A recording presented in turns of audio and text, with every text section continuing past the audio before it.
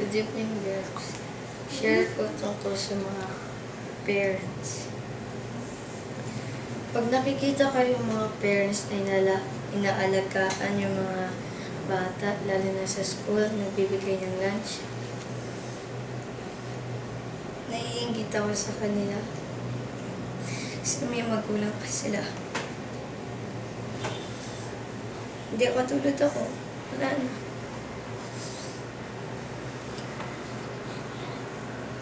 Naiinggit ako sa inyo na may mga parents.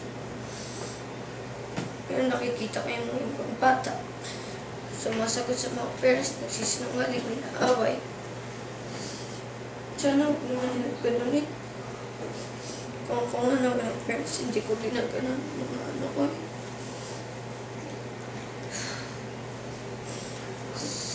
Sana alagaan natin yung mga parents natin.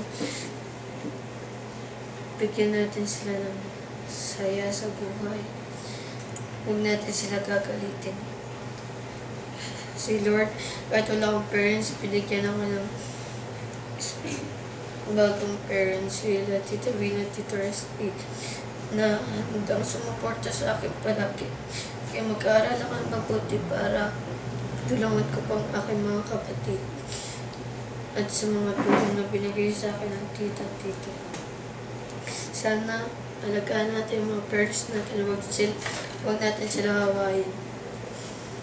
Yun lang.